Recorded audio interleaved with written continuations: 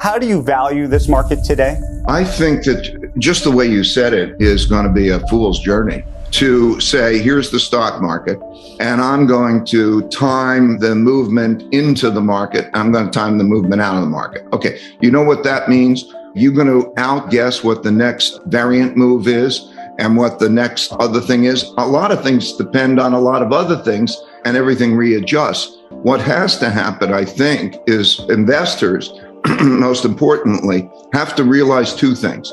First, that cash is not a safe investment, is not a safe place, because it will be taxed by inflation. There will not be an interest rate that will anywhere near compensate. And it seems good because it's not volatile, but you're paying a tax of a few percent a year on that. So A, stay out of that.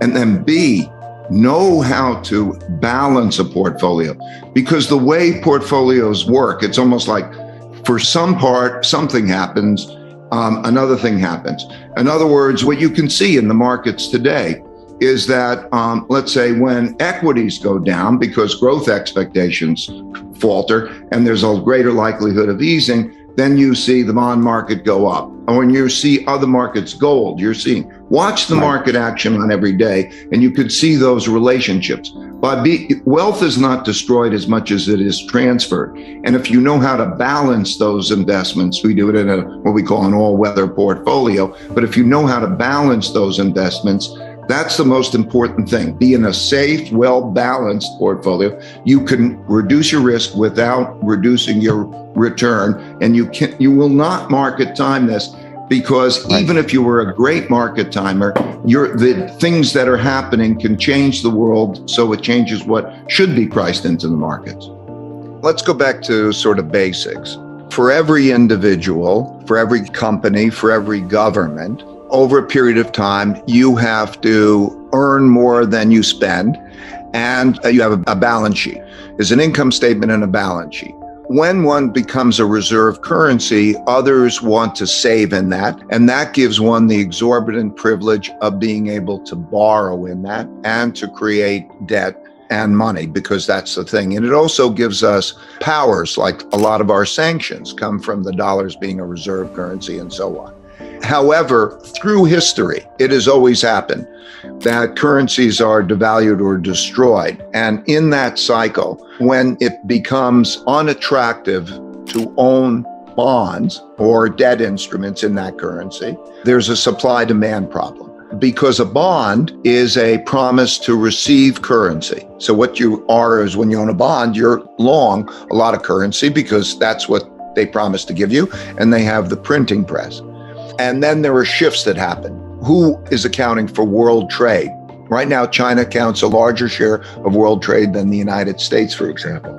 So what we are doing is we are in a fiat monetary system in which we are running very large deficits that we are monetizing, and that those deficits produce bonds that have to be sold. When I look at the supply and demand for those bonds, I know who the buyers are. There are a limited number of really big buyers. And so I look at their portfolios and so on, calculate what that is. There's not going to be enough demand for those bonds, and there's going to be a need for more monetization of that debt.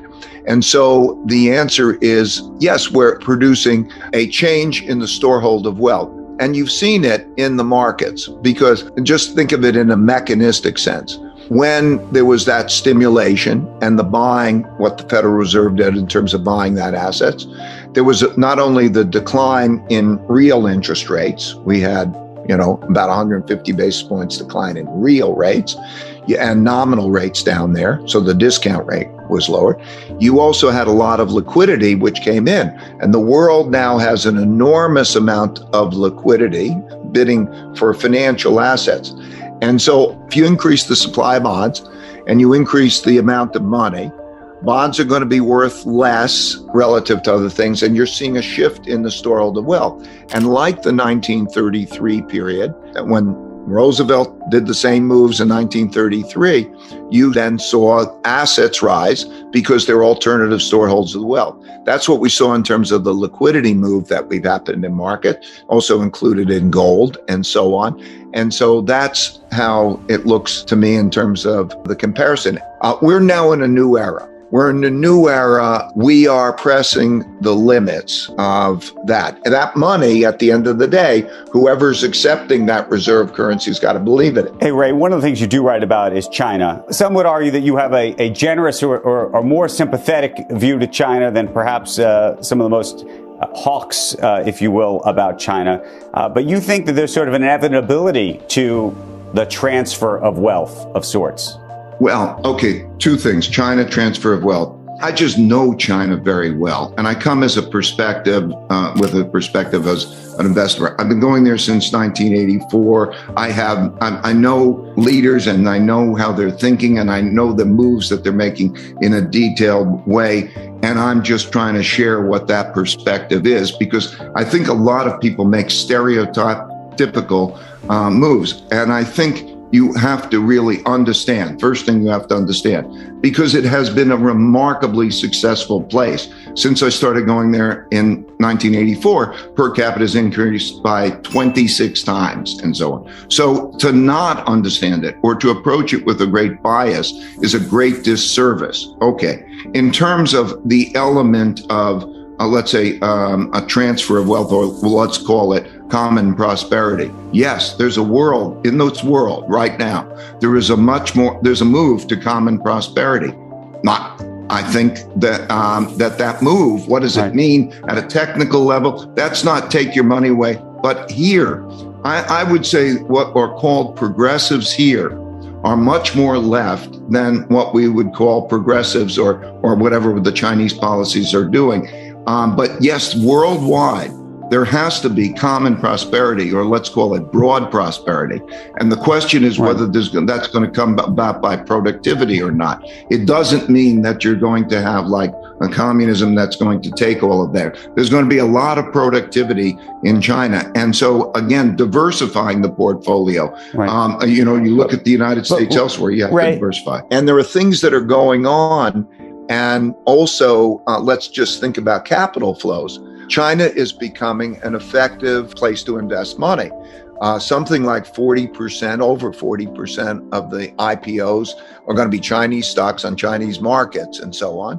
And capital flows work that way. And history has shown us that when there's an empire, an emerging empire, they build the financial markets, they build the financial system. So Amsterdam was the world's financial center during the empire when there was the Dutch guilder. London was the financial center in the British Empire. US, we had New York. And so we're seeing that merge. All of that changes the supply and the demand that is threatening to the reserve currency status. Just imagine it's a state, okay? The state of Connecticut, the state of Illinois, and so on. And you can't print the money. That means you either have to raise taxes or cut spending.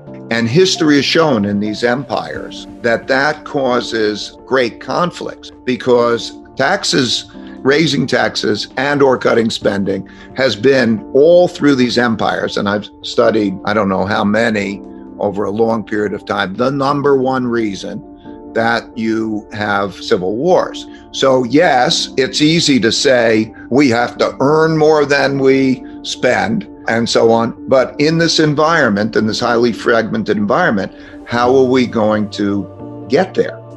What I decided to do, I was doing the research for myself in Bridgewater, because what I learned through my life is that all the surprises, the big surprises and mistakes I made whenever they occurred were things that didn't happen in my lifetime before, but happened before my lifetime. Like in 1971, I was clerking on the floor of the New York Stock Exchange. August 15th, I remember it very well. Nixon announces that money as we know it is not any longer going to exist, and people wouldn't accept dollars in Europe.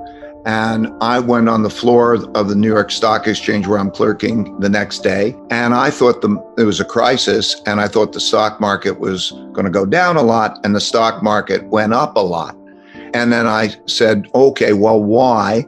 And I studied history, and I studied devaluations, and I studied that the exact same thing happened on March 5th, 1933, with Roosevelt's move. And I understood when you devalue, you reflate, and it has this positive effect on that.